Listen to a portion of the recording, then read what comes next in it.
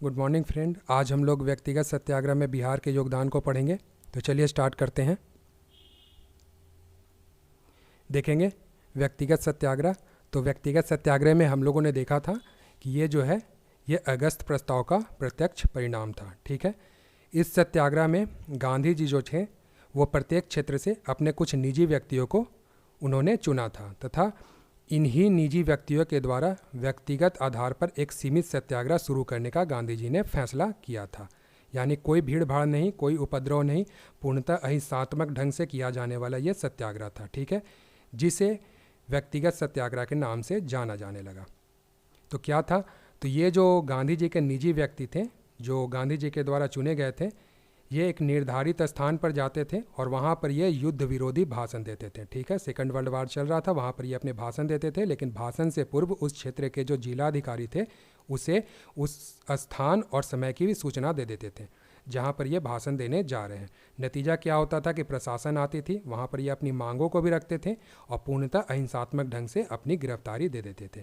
तो यही था पूर्णतः व्यक्तिगत सत्याग्रह का कंसेप्ट।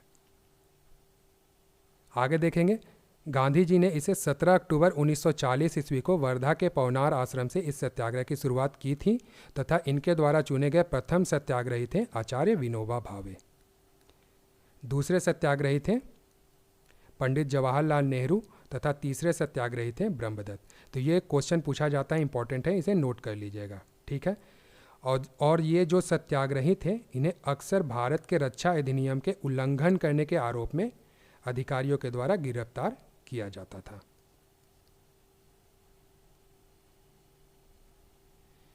नेक्स्ट है, यदि किसी सत्याग्रही को गिरफ्तार नहीं किया गया तो ये निर्धारित किया गया था कि वह अपने जो सत्याग्रह है इसे पूर्णतः दोहराएगा और वो गांव में जाकर सरकार के विरोध में भाषण देगा। ठीक है, अगर किसी सत्याग्रह की गिरफ्तारी नहीं होती है तो वो इस सत्याग्रह को फिर से दोहराएगा और गांव में जाकर सरकार के विरोध में भाषण देगा। 27 अप्रैल 1941 को गांधी जी ने दिल्ली की ओर प्रस्थान करने का आह्वान किया कि अब जहां से आप शुरू किए हो वहां से आप दिल्ली की ओर बढ़ते रहो। इसलिए इसे दिल्ली चलो आंदोलन या चलो दिल्ली के नाम से भी जाना जाने लगा। ठीक है, तो व्यक्तिगत सत्याग्रह को दिल्ली चलो आंदोलन भी कहते हैं। एक इम्पॉर्टेंट पॉइंट में देखिएगा, तो 1944 ईस्वी में सुभाष चंद्र बोस जी ने भी दिल्ली चलो का नारा दिया था। तो कंफ्यूज नहीं होना है, ये दिल्ली चलो है और ये दिल्ली चलो आंदोलन है। दिल्ली चलो आंदोलन व्यक्तिगत सत्याग्रह को कहा गया। अब देखेंगे इसमें बिहार का क्या योगदान है। तो हम लोगों ने देखा था कि 17 अक्टूबर 1940 ईस्वी को इस सत्याग्रह की शुरुआत होती है वर्धा से और बिहार में व्यक्तिगत सत्याग्रह 28 नवंबर 1940 ईस्वी को प्रारंभ हुआ और इसमें गांधी जी के द्वारा चुने गए प्रथम सत्याग्रही थे श्री कृष्ण सिंह। ठीक है, और इन्हें 22 नवंबर 1940 ईस्वी को गिरफ्तार कर लिया जाता है। दूसरे सत्याग्रही थे अनुग्रह नारायण सिंह। ठीक है, तो ये दोनों इंपॉर्टेंट है, ये क्वेश्चन पूछा जाता है। तो मुख्यतः इसमें नाम से ही क्वेश्चन आता है व्यक्तिगत सत्याग्रह में और इससे ज़्यादा कोई बाहरी क्वेश्चन बनता नहीं है, तो नाम पर ध्यान रखेंगे।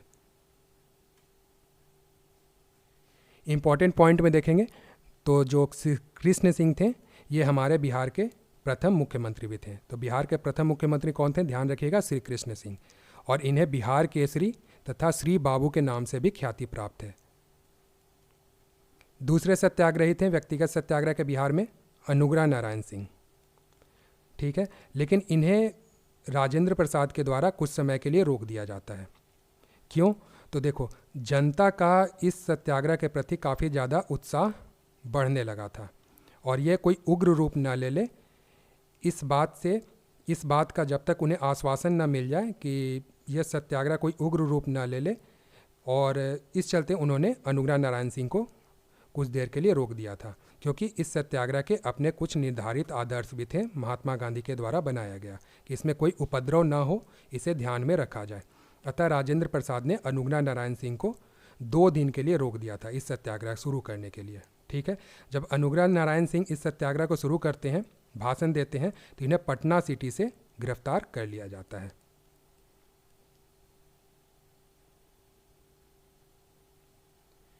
अनुग्रह नारायण सिंह जो थे वो बिहार के पहले वित्त मंत्री भी बनाए गए थे।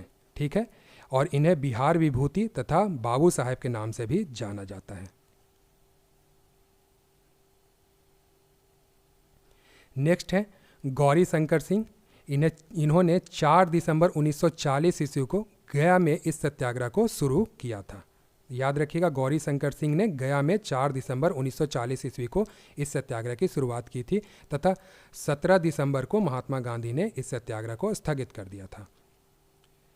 श्याम नारायण सिंह जो थे, इन्होंने सिलाव, जो कि नालंदा के पास है, यहाँ 9 दिसंबर 1940 ईस्वी को इस आंदोलन की शुरुआत, इस सत्याग्रह की शुरुआत की थी। ठीक है, इसके अलावा देखेंगे बिहार के ताना भक्त, जो ताना भक्त को मानते थे, उन्होंने भी व्यक्तिगत सत्याग्रह में अपनी सक्रिय भूमिका निभाई थी तथा ये जो थे महात्मा गांधी में भी अपनी आस्था रखते थे और अहिंसा के पुजारी थे, अहिंसा में विश्वास रखते थे। तो इन लोगों ने भी व्यक्तिगत सत्याग्रह में अपनी सक्रिय भूमिका निभाई रही थी। ठीक है, महिलाओं के योगदान को देखो तो इसमें प्रियमवदा देवी, जगत देवी, जानकी देवी को गया से इस सत्याग्रह के एवज में गिरफ्तार किया गया था। तो कौन कौन चुने गए थे इस सत्याग्रह में? प्रियमवदा देवी, जगत देवी और जानकी देवी को गया से गिरफ्तार किया गया था तथा महादेवी केसरी को दुमका से गिरफ्तार किया गया था। उस वक्त बिहार और झारखंड दोनों एक थे, तो ये देख के चलिएगा कि इन्हें दुमका से, महादेवी केसरी को दुमका से गिरफ्तार किया गया था। नेक्स्ट है मई 1941 ईस्वी तक अखिल भारतीय स्तर पर 25,000 से अत्यधिक सत्याग्रही को गिरफ्तार किया गया था तथा इन्हें दंडित भी किया जा चुका था। अनेकों कांग्रेसी नेता जेल भी गए और बहुतों की तलाशी भी चल रही थी, लेकिन इतने बड़ी संख्या में लोगों की भागीदारी होने के बाद भी इस सत्याग्रह से कुछ ज़्यादा कुछ हासिल नहीं हो पाया, क्योंकि इस सत्याग्रह की जो प्रकृति थी काफ़ी सीमित थी, जिस कारण इस सत्याग्रह से कुछ ज़्यादा कुछ हासिल नहीं हो पाया।